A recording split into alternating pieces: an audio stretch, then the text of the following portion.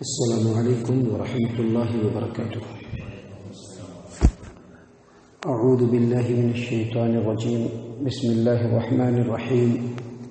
وقالوا قلوبنا غلف بل لعنهم اللہ بکفرهم فقلیلا ما یؤمنون ولما جاءهم کتاب من عند اللہ مصدق لما معهم وكانوا من قبل يستفتحون على الذين كفروا فلما جاءهم ما عرفوا كفروا به فلعنة الله على الكافرين۔ اور ان لوگوں نے کہا کہ ہمارے دل پردے میں ہیں، بلکہ بات ایسی نہیں ہے، بلکہ ان کے کفر کی وجہ سے وہ ملعون ہو چکے ہیں، ان کے اوپر اللہ تبارک و تعالیٰ نے لعنت کی اور اس وجہ سے وہ کم ہی ایمان لاتے ہیں۔ اور جب ان کے پاس ایسی کتاب آ گئی اللہ تبارک و تعالیٰ کی طرف سے، جو ان کے پاس جو کتاب ہے توریت اس کی تصدیق کرتی، تو اور اس سے پہلے وہ لوگ کافروں کے مقابلے میں محمد عربی صلی اللہ علیہ وسلم کے ذریعے سے اللہ تبارک و تعالیٰ سے اپنے فتح و نصرت کی مدد مانگا کرتے تھے۔ بس جب ان کے پاس وہ چیز آ گئی جس کو ان لوگوں نے پہچان بھی لیا، اس کے باوجود اس کا انکار کر دیا، بس اللہ تبارک و تعالیٰ کی لعنت ہے کافروں کے اوپر۔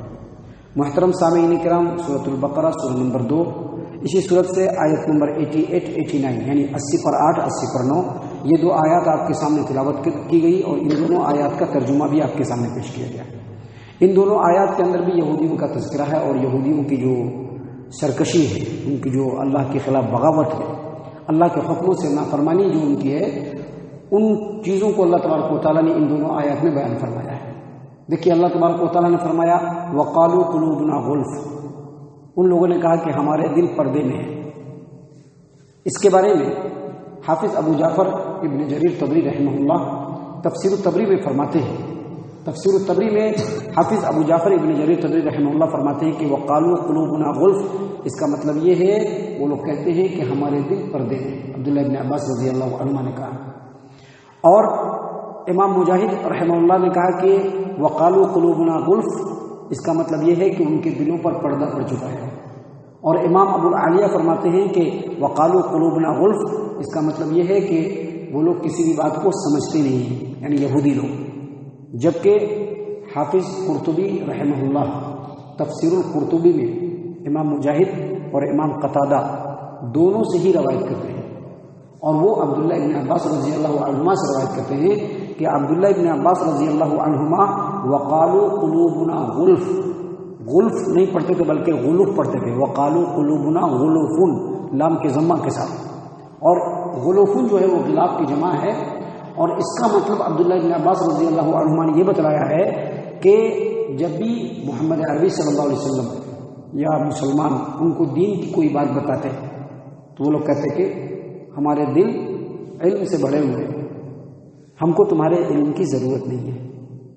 حالانکہ اگر اس چیز کو دیکھیں گے تو یہ بات بھی اپنی جگہ پر ایک اعتبار سے صحیح ہے کہ یہودی لوگ ہر دور میں علم سے بڑھ گئے ہیں، اور آج کے دن میں بھی ہماری شریعت میں بھی جو ہمارے احادیث ہیں، اس سلسلے میں ان کا جو علم ہے اور جو انہوں نے اس علم کے اوپر کام کیا ہے، ویسے کام اس کی مثال مسلمانوں میں نہیں ملتی۔ آپ کو بتلایا جائے اس سے پہلے کہ تحفۃ الاشراف حدیث کا انسائکلوپیڈیا ہے، اس پر یہودیوں کے عالموں کی ایک جماعت نے 80 سالوں تک کام کیا، اور الفابیٹکلی آرڈر میں، یعنی الف با تا سا کے آرڈر میں اللہ کے رسول صلی اللہ علیہ وسلم کی جتنی بھی حدیثیں ہیں ان تمام حدیثوں کو نمبرنگ سسٹم سے ان لوگوں نے بالکل تیار کیا ہے، جو یہودیوں کا بنایا ہوا ہے۔ تو علم تو ہے، حقیقت بھی جانتے ہیں، لیکن اس کے باوجود ان کے دل پر کیا ہو گیا ہے؟ پردہ پڑ گیا۔ دراصل انسان کے اندر ایک عادت ہوتی ہے، ایک فطرت ہوتی ہے کہ وہ اپنی غلطی کو بھی اچھا بنا کر کے پیش کرتا ہے، اور جو حقیقت ہوتا ہے اس کو ایکسیپٹ کرنا اس کے لیے بڑا مشکل ہوتا ہے۔ سبھی انسان ایسے نہیں ہوتے ہیں، لیکن انسانوں کے اندر یہ بات پائی جاتی ہے۔ یہی حال یہودیوں کا تھا کہ یہودیوں نے اپنے علم کی روشنی میں محمد عربی صلی اللہ علیہ وسلم کو، آپ صلی اللہ علیہ وسلم کی رسول ہونے کو، آپ پر جو کتاب نازل ہوئی اس کو بالکل پہچان لیا کہ یہ وہی اللہ کے رسول ہیں، لیکن ان کو لگا کہ یہ جو رسول آئے ہیں یہ ہمارے قوم میں نہیں آئے ہیں، ہمارے خاندان میں نہیں آئے ہیں، بنو اسحاق میں نہیں آئے، بنو اسماعیل میں آئے ہیں، عرب میں آئے ہیں، لہذا یہ ہمارے اندر آنے والے رسول نہیں ہیں. تو ان کو لگا کہ جو ان کا مذہبی تفوق ہے، جو مذہبی سرداری ہے، جو اللہ تبارک و تعالیٰ نے مذہبی اعتبار سے ان کو سردار بنایا، اقتدار دیا، وہ چھن جائے گا، ختم ہو جائے گا. اس وجہ سے انہوں نے اب کیا کرنا چاہیے؟ اب تو ہم پہچان لیے کہ یہ محمد صلی اللہ علیہ وسلم ہے، اب کرنا تو کیا کرنا؟ تو بس سیدھے یہی کہہ دیتے تھے کہ جب بھی کوئی بات پہنچانے آتے لوگ، جب بھی نبی صلی اللہ علیہ وسلم کو دین کی طرف بلاتے تو وہ کہتے کہ قالوا قلوبنا غلف، ہمارا دل علم سے بھرا ہوا ہے، ہمارا عقیدہ بالکل پختہ ہے، ہمارا عقیدہ بالکل مکمل ہے، ہم کو اب کسی عقیدے کی ضرورت نہیں ہے. اللہ تبارک و تعالیٰ نے فرمایا بل لعنہم اللہ بکفرہم. دراصل ایک انسان کے بہترین انسان ہونے کی پہچان ہی یہی ہے کہ جب بھی اس کے پاس حق بات آئے، حق بات کو پہلے فرصت میں قبول کرے. حق بات جیسے ہی سمجھ میں آ جائے پہلی فرصت میں قبول کرے. دیکھیے ابو بکر صدیق رضی اللہ عنہ کو جیسے ہی نبی صلی اللہ علیہ وسلم نے بتایا کہ میں اللہ کا رسول ہوں، اللہ میرے پر وحی بھیجتے ہیں، فوراً انہوں نے ایکسیپٹ کر لیا. اللہ نے ان کو لقب کیا دے دیا؟ صدیق. صدیق لقب دے دیا، تصدیق کرنے والا. محترم سامعین کرام، جب نبی اکرم صلی اللہ علیہ وسلم اسراء اور معراج کے سفر پہ گئے تو کل ہو کر کے جب واپس آئے نبی صلی اللہ علیہ وسلم، تو کل ہو کر کے لوگوں کے سامنے جب یہ بات کہی تو لوگ طرح طرح کی باتیں بیان کرنے لگے. ابو بکر صدیق رضی اللہ عنہ کے پاس آ کے کہتے ہیں کہ تمہارا دوست لگتا ہے کہ دماغی اعتبار سے خراب ہو گیا ہے. وہ کہتا ہے کہ بس رات کے ایک حصے میں جو ہے مکہ سے وہ بیت المقدس گئے اور بیت المقدس کے ساتھ آسمان کا سفر کیا. تو ابو بکر صدیق رضی اللہ عنہ نے کہا کہ کیا اللہ کے رسول صلی اللہ علیہ وسلم نے ایسا کہا ہے؟ تو کہا کہ ہاں انہوں نے ایسا کہا ہے. تو جب انہوں نے کہا تو بالکل سچ بات کہا ہے. جب ہم ان کو اپنا نبی سمجھ رہے ہیں، جب ہم ان کو اپنا نبی تسلیم کر رہے ہیں تو ان کی ہر بات کو ہم تسلیم کریں گے.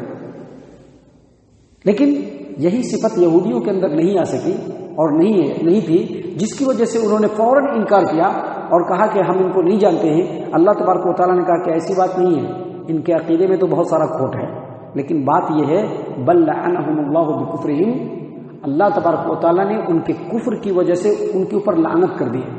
اور اللہ کی لعنت ہونے کی وجہ سے فقلیلا ما یؤمنون، ان میں سے بہت کم لوگ ایمان لاتے ہیں.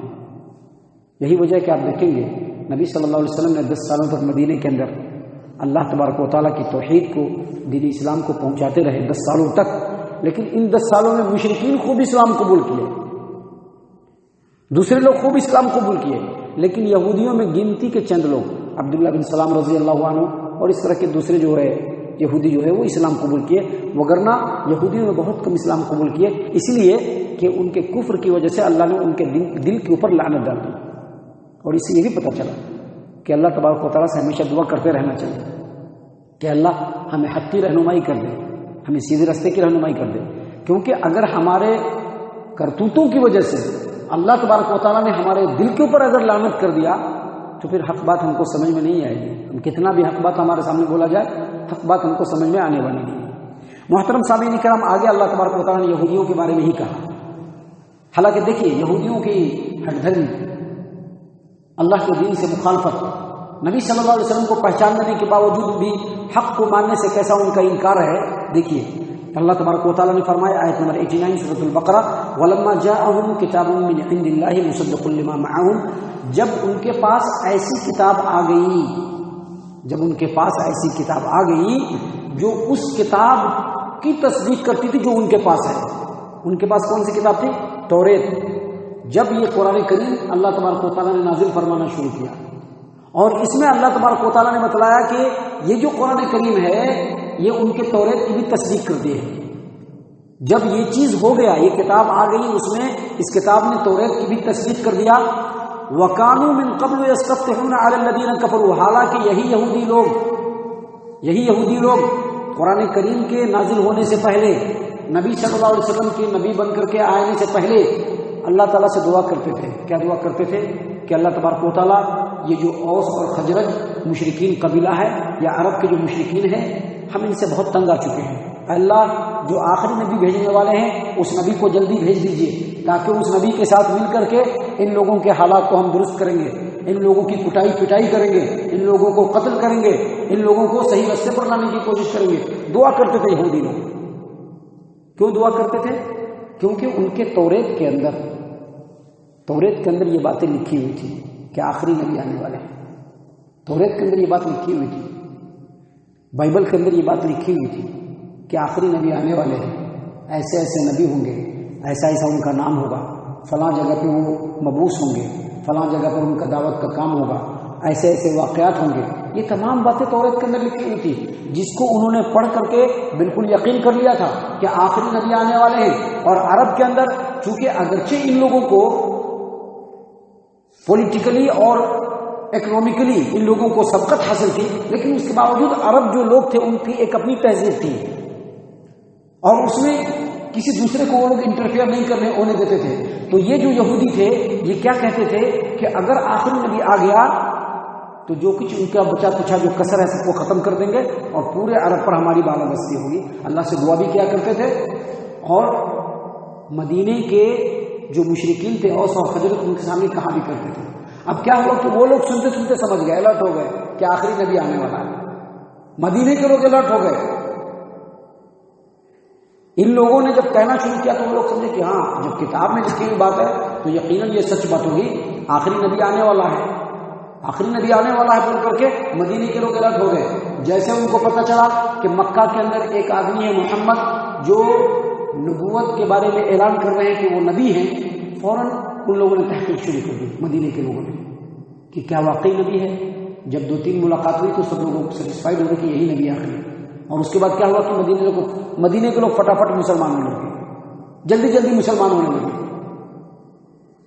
لیکن اللہ تبارک و تعالیٰ نے محمد عربی صلی اللہ علیہ وسلم کو بنو اسماعیل میں پیدا کیا، عرب کے اندر پیدا کیا، جس کی وجہ سے جب اللہ کے رسول صلی اللہ علیہ وسلم نبی بن کر کے آئے تو مکمل پہچان لینے کے بعد بھی لوگوں نے انکار کر دیا. کوئی انکار کر دیا کیونکہ یہ ہمارے قوم میں سے نہیں ہے. معاذ بن جبل رضی اللہ عنہ اور قبیلہ بنو سلمہ کے بشر بن معروف رضی اللہ عنہ، بشر بن برا بن معروف رضی اللہ عنہ، یہ دونوں یہودیوں سے کہتے تھے کہ کیا بات ہے یار، پہلے تم لوگ بولتے تھے کہ آخری نبی آنے والے ہیں، ان کے ایسے ایسے صفات ہوں گے اور وہ آئیں گے تو ان کے ساتھ مل کر کے تم کہتے تھے کہ ہم تم لوگوں کی کٹائی پٹائی کریں گے، اور آج جب وہ نبی آئے تو تم لوگ انکار کر رہے ہو. تو بنو نذیر کا ایک جو ہے عالم وہ کہنے لگا کہ نہیں ان کے اندر اس طرح کی کوئی بات ہم لوگ نہیں دیکھ رہے ہیں، یعنی فوراً جھوٹ بول دیا، فوراً جھوٹ بول دیا. اللہ تبارک و تعالیٰ نے یہاں پر اسی بات کو بیان فرمایا ہے کہ وَلَمَّا جَاءَهُمْ كِتَابٌ مِّنْ عِندِ اللَّهِ مُصَدِّقٌ لِّمَا مَعَهُمْ، جب ان یہودیوں کے پاس اللہ کی جانب سے وہ کتاب آ گئی جو ان کے کتاب توریت کی تصدیق کرتی ہے، وَكَانُوا مِن قَبْلُ يَسْتَفْتِحُونَ عَلَى الَّذِينَ كَفَرُوا، اور اس سے پہلے یہی لوگ محمد عربی صلی اللہ علیہ وسلم کا نام لے کر کے اللہ تبارک و تعالیٰ سے کافروں کے خلاف دعا مانگا کرتے تھے کہ اللہ آخری نبی کو نازل کر دے. فلما جاءہم، اور جب محمد صلی اللہ علیہ وسلم آ گئے، ما عرفوا، اور اس چیز کو ان لوگوں نے پہچان بھی لیا، کفروا بھی، لیکن اس کے باوجود ان لوگوں نے انکار کر دیا حسد کی وجہ سے. اللہ تبارک و تعالیٰ نے فرمایا فلعنۃ اللہ علی الکافرین، انکار کرنے والوں پر اللہ کی لعنت، انکار کرنے والوں پر اللہ کی. کافر کہتے ہیں انکار کرنے والے. ابھی یہاں پر ہم بتلانا یہ چاہتے ہیں کہ اگر ہم لوگوں کے پاس بھی حق بات واضح ہو جائے، ابھی ہے نا ہم لوگ نہیں جانتے تھے، جیسا ہم لوگوں نے سماج و معاشرے میں لوگوں کو دیکھا کرتے ہوئے ویسے ہی کرتے چلے آئے، جیسا سماج و معاشرے کے لوگ نماز پڑھنا سکھلایا ویسے ہی نماز پڑھتے رہے، جیسا سماج و معاشرے کے لوگ عبادت کرنا سکھایا ویسے ہی عبادت کرتے رہے. لیکن جب ہم کو معلوم ہو گیا کہ اللہ تبارک و تعالیٰ نے ایسا رہنے کے لیے کہا ہے، ایسا عبادت کرنے کے لیے کہا ہے، اس طرح سے زندگی گزارنے کے لیے کہا ہے، اس کے باوجود اگر ہم نے انکار کیا تو ہم بھی انکار کرنے والے ہو جائیں گے. اور اللہ تبارک و تعالیٰ نے کیا فرمایا؟ فلعنۃ اللہ علی الکافرین، انکار کرنے والوں پر اللہ کی لعنت. اور جب انکار کرنے والا انکار کر دیتا ہے اللہ کی لعنت ہو جاتی ہے، پھر حق بات اس کو سمجھ میں نہیں آتی. تو ان تمام باتوں کا خلاصہ یہ ہے کہ یہودیوں کے اندر جو یہ بری صفت تھی انکار کرنے کی، وہ ہمارے اندر نہیں آنا چاہیے. وہ لوگ حق بات کو جانتے تھے پھر بھی انکار کرتے تھے، جس کی وجہ سے اللہ نے ان کے اوپر لعنت کر دیا، جس کی وجہ سے اب ان کو حق بات کبھی بھی سمجھ میں نہیں آتی ہے، اور بہت کم لوگ اس میں سے اسلام قبول کرتے ہیں. ایسا ہمیں نہیں بننا ہے. ہمارے پاس جب بھی اللہ کا کوئی پیغام آ جائے فوراً اس کے سامنے سر کو جھکا دیں. ہمارے پاس جب بھی رسول اللہ صلی اللہ علیہ وسلم کی تعلیمات میں سے کچھ سمجھ میں آ جائے فوراً ہم کو سر جھکا دینا چاہیے اور اس کو ایکسیپٹ کر لینا چاہیے۔ اللہ تعالیٰ سے دعا ہے کہ اللہ تعالیٰ ہم تمام کو ان تمام باتوں کے اوپر خوب ٹھنڈے دل سے غور و فکر اور تدبر کرنے کی توفیق عنایت فرمائے۔ ہم تمام کو ہمارا رب صحیح معنوں میں پکا سچا مومن مسلمان بنائے۔ اللہ تبارک و تعالیٰ ہم تمام کو اللہ اور اس کے رسول کی اتباع کرنے والا بنائے، صحابہ کرام رضی اللہ عنہم کے طریقے پر چلنے والا بنائے، جنت الفردوس میں جگہ عطا فرمائے۔ اے اللہ ہم تمام کو جہنم سے پناہ دے، اے رب العالمین ہم تمام کو جہنم سے پناہ دے، اے مالک الملک ہم تمام کو جہنم سے پناہ دے، آمین یا رب العالمین۔ وما علینا الا البلاغ المبین۔